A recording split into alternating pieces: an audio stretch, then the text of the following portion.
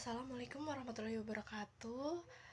On this occasion, I am Fatma Sakofasni, NIM 211050045 will present my proposal entitled Relationship between lead PB levels and urine sedimentation in active smokers working in welding workshop. This research is motivated by lead PB is a heavy metal that is included in group 4A.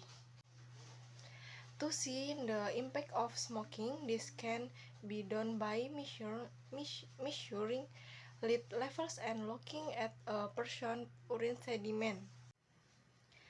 Lead levels can also be seen from blood and urine. To see the impact of smoking, this can be done by measuring lead levels and looking at a person's urine sediment. Then the formulation of the problem that can be proposed is 1. What are the characteristics of research subject in welding workshop? 2. What is the lead PB level in urine samples of active smokers? And 3. Are there levels of lead in the urine sediment of active smokers? Research purpose is a proposal. The general objective of this study was to determine the relationship between lead PB levels and urine deposits in active smokers working in welding workshop. Benefit of research. The results of this study are expected to support the theories regarding the relationship between lead PB levels and urine sediment in active smokers working in welding workshop. Previous research. 1. Analysis of lead PB levels in urine of workshop works in West Denpasar. 2. Comparison of lead PB content in the urine of active and passive smokers of online motorcycle taxi workers in Daupuri Cloud Village. And 3. Determination of lead levels in urine using the SSA method in electric smoking student at AAK Bekti Kediri. Literature review. N1.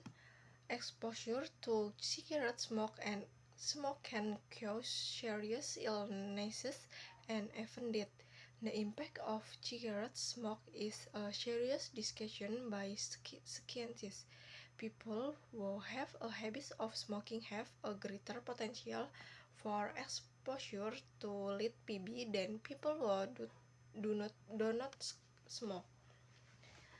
Lead is a heavy metal found in the earth cause of originating from human activities.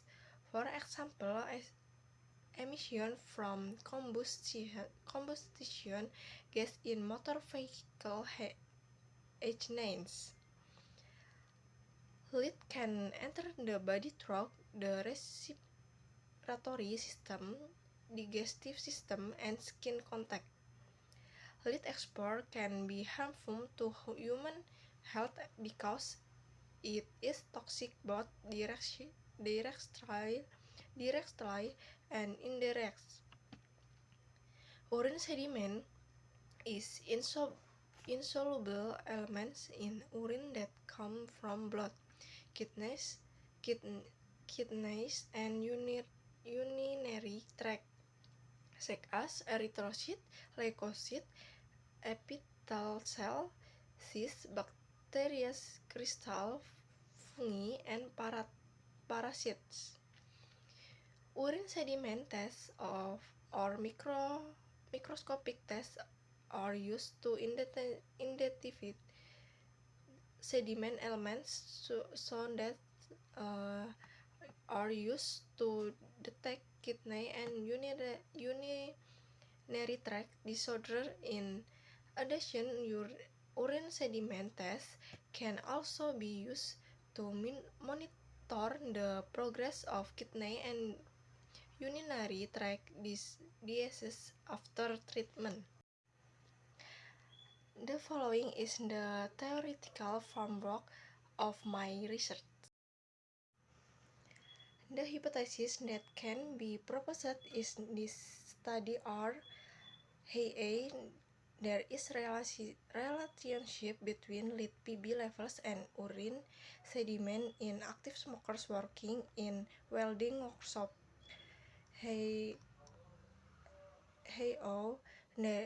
There is no relationship between lead Pb levels and urine sediment in active smokers working in welding workshop. Types and research design. The type of research used is analytical observational with a cross-sectional design. Place and time of research: Chemical Engineering Laboratory, Faculty of Engineering and Science, and in the Microbiology Laboratory of TLM. The research will be conducted from June and August. Research variable. The independent variable of this study is lead level, while the dependent variable is urine sediment in active smokers. Population and sample. Population: active smokers who work in welding workshop and with samples of 25 people. Data analysis: chi-square test or alternative test, namely Fisher. Data collection: primary data consists of the result of calculation of lead levels and observational of urine sediment from active smokers and active smokers. Inclusion criteria: 1. Active smokers to age 17 years. 3. Willing to be research respondent for working periods 1 year. Inclusion criteria: 1. Not willing to fill out informed consent. 2. Active smokers who rarely smoke. And 3. Active smokers who have not worked in a welding workshop for long 1 year.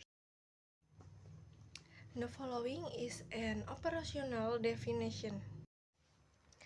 The following are the tools and material that will be used in my research. Research work procedure: preparation stage, submission of ethical clearance to be held research ethics commission of Muhammadiyah University of Purwokerto.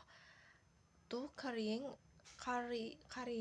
of a permit for the Purwokerto welding workshop. And 3. Creating informed consent the respondent.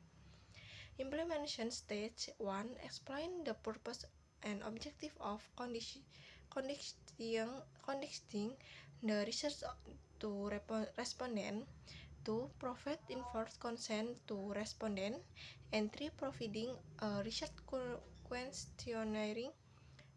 questionnaire of smoking habits towards lead level and urine specimen to welding workshop works in Purwokerto. Here is my research flow. Here is my research schedule and details of my research course. Thank you. Wassalamualaikum warahmatullahi wabarakatuh.